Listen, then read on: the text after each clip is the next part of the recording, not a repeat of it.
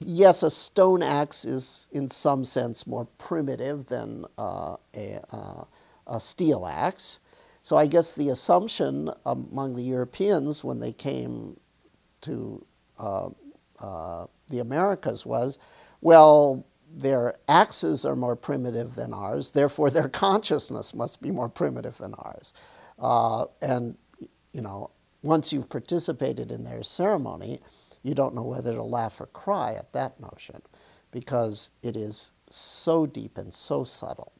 On the surface, it's a prayer ceremony. It's also a physical cleansing. It's also a shared groups, sort of group therapy, because people talk and their defenses are down. It is a shamanic journey into the power realms because of the altered states that you may enter. At a deeper level, it is purification of consciousness through having equanimity with strong sensations, both physical and emotional sensations come up. And within the context of the ceremony induces a mindful state.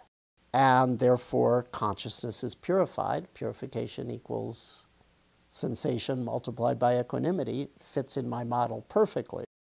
So that's at a very deep level. And at the deepest level, it's an experience of the flow of nature in terms of the fundamental forces of expansion and contraction.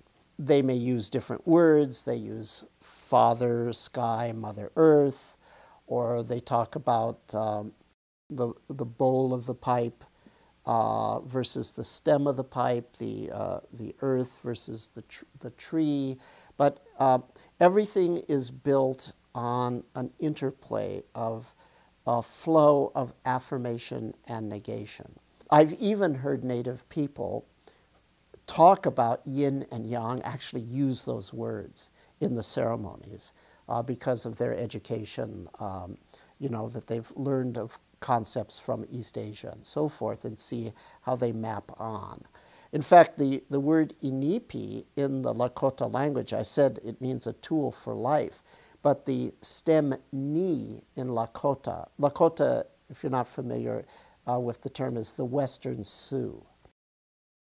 Ni means life, but it also means breath, and it also means the sort of flowing energy of spirit that would be vibrating, expanding, contracting, and so forth.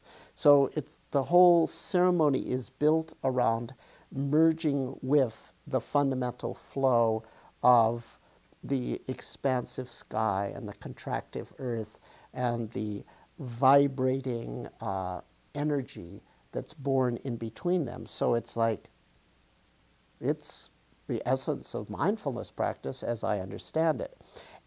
And on top of that, it's fun. It's colorful. It's shared with a group. Buddhist practice is sort of, well, I mean, there's the subtle sharing that happens on a silent retreat, but it's sort of like silent, you're with yourself. This is not a subtle sharing. You're singing. You're like really singing, okay? And people are crying, and people are saying things because their defenses are down, and then everybody is affirming them. They're saying, that's good. Yeah, brother, good. You know, it's like this shared support structure that you have. It's very communal. So it makes the perfect complement to the Buddhist practice. The Buddhist practice gives you systematic techniques for doing things.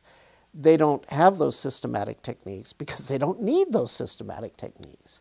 They just do these ceremonies. They don't have the concepts of, you know, purification equals plane plus equanimity, you know, multiplied by clarity, etc.